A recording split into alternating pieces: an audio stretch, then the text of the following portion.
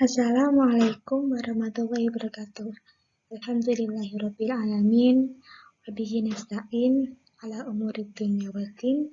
Wassalatu wassalamu ala asyrafil anbiya'i wal mursalin sayyidina wa maulana Muhammadin wa ala alihi wa ashabihi asma'in amma ba'du.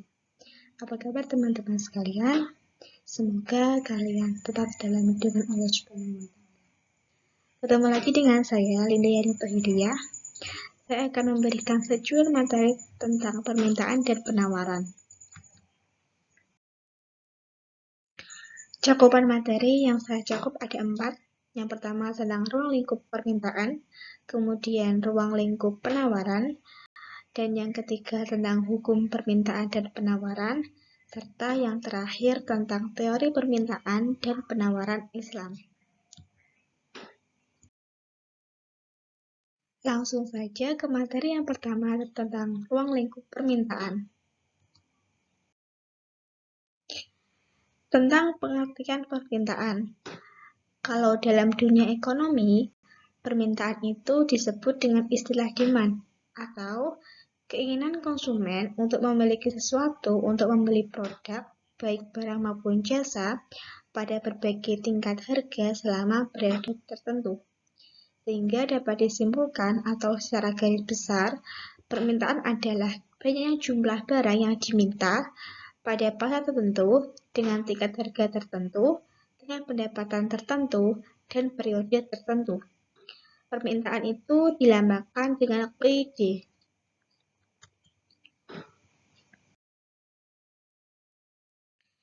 Untuk faktor yang mempengaruhi permintaan, ada 7. Yang pertama adalah harga, kemudian tingkat pendapatan per kapita, kemudian kebiasaan atau selera, kemudian jumlah penduduk, distribusi permintaan serta cita rasa masyarakat, kemudian perkiraan masa depan, dan yang terakhir adalah tentang usaha peningkatan penjualan oleh produsen.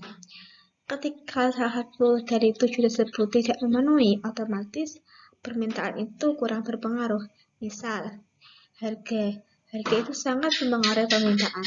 Ketika suatu barang itu harganya murah, otomatis permintaan akan meningkat dan konsumen akan berbondong-bondong untuk membeli produk atau barang tersebut. Berbeda ketika harganya mahal, otomatis permintaan akan menurun karena konsumen itu memiliki prinsip bahwa dia akan membeli sesuatu dengan harga yang murah. Begitu teman-teman. Kemudian tentang klasifikasi permintaan. Klasifikasi permintaan itu dibagi menjadi 2. Ada permintaan menurut daya beli, ada juga permintaan menurut jumlah subjek pendukung. Untuk permintaan menurut daya beli ada 3. Yang pertama adalah permintaan efektif. Dikatakan permintaan efektif adalah ketika seseorang itu konstan atau di mana dia uangnya cukup dan dia memiliki keinginan untuk memiliki barang tersebut. Misal, si Bagus pengen membeli geprek dan dia memiliki uang 8.000. Uang itu cukup untuk membeli geprek. Nah, permintaan ini dikatakan dengan permintaan efektif. Kemudian yang kedua ada permintaan potensial. Permintaan potensial itu adalah permintaan di mana ada ketidakseimbangan yang dimiliki oleh konsumen.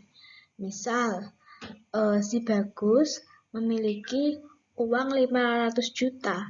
Dia pengen membeli mobil, tapi dia nggak mau beli mobil. Otomatis kan itu nggak seimbang. Walaupun dia punya uang yang cukup, tapi dia tidak memiliki permintaan untuk membeli barang atau produk tersebut. Dan yang ketiga adalah permintaan absolut. Permintaan absolut itu dikatakan ketika benar-benar tidak ada keseimbangan. Seseorang hanya memiliki permintaan, seseorang hanya pengen tok, tapi dia nggak punya finansialnya nggak cukup. Misalnya adalah si Bagus pengen membeli lemari, tapi dia nggak punya cukup uang, dia hanya memiliki RP0. RP0 itu kan dia nggak punya uang, otomatis permintaannya nggak terpenuhi. Untuk permintaan menurut jumlah subjek pendukung ada 2. permintaan individu, dan permintaan kolektif. Permintaan individu ini dilakukan oleh perseorangan atau individu. Kalau untuk permintaan kolektif itu dilakukan oleh organisasi atau beberapa orang. Bedanya itu subjeknya, individu ya satu, kalau kolektif itu banyak orang.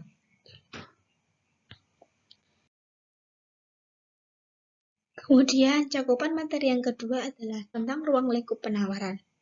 Tentang pengertian penawaran. Dalam dunia ekonomi, penawaran itu disebut dengan supply atau jumlah barang yang produsen tawarkan pada suatu pasar pada berbagai tingkat harga dalam satu periode tertentu.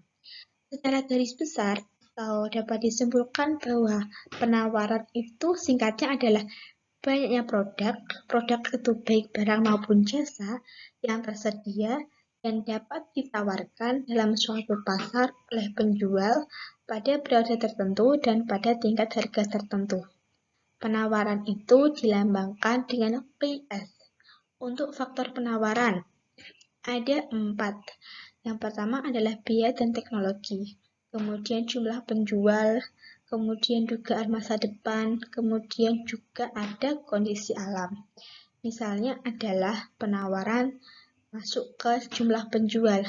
Semakin banyak penjual yang ingin menawarkan, otomatis itu juga berdampak baik kepada penawaran. Dan ketika kebutuhan masyarakat sangat banyak, otomatis penawaran juga bisa masuk. Kemudian didukung oleh teknologi. Teknologi yang semakin canggih akan mempercepat proses produk tersebut untuk ditawarkan. Dan untuk masa depan yang akan datang, misal kebutuhan itu sangat dibutuhkan, otomatis suatu perusahaan akan berbondong-bondong menawarkan produknya kepada masyarakat atau kepada konsumen agar segera membeli. Yang ketiga adalah hukum. Hukum permintaan dan hukum penawaran. Hukum permintaan, minta.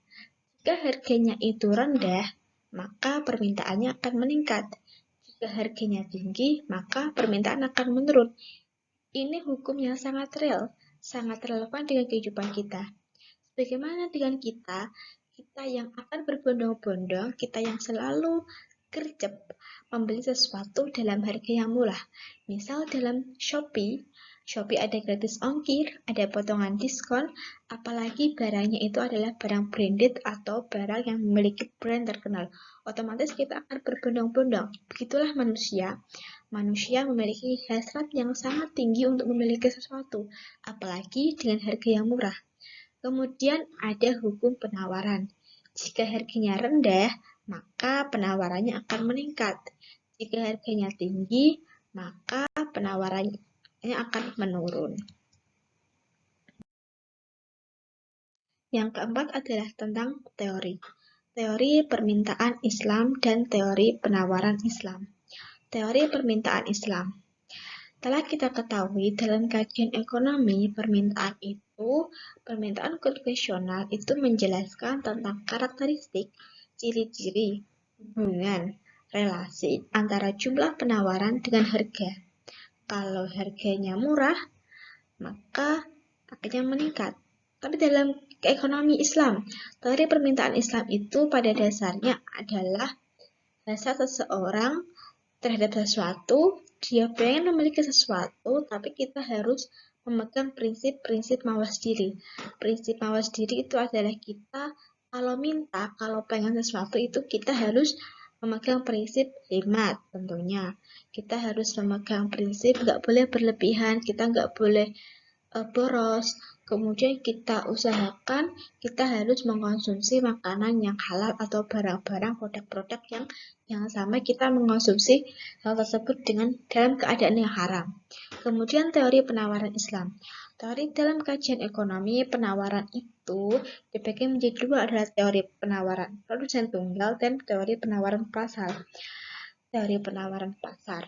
Dan dalam ekonomi Islam, teori penawaran syariah itu pada dasarnya adalah suatu kegiatan yang harus kembali kepada sejarah penciptaan manusia, di mana kita menawarkan sesuatu itu harus menghindari kerusakan. Jangan sampai kita berbuat sesuatu yang mandorot, yang membahayakan, yang merugikan orang lain. Sekilas seperti itu teman-teman, materi tentang permintaan dan penawaran, baik dalam dunia ekonomi maupun dunia ekonomi Islam, baik yang konvensional maupun yang syariah. Matur suwun, jika ada teman-teman yang ingin bertanya atau yang ingin pengen lebih tahu, kalian boleh mengontak saya, menghubungi saya melalui via email maupun Twitter maupun Instagram. Semoga bermanfaat. Terima kasih. Wassalamualaikum warahmatullahi wabarakatuh.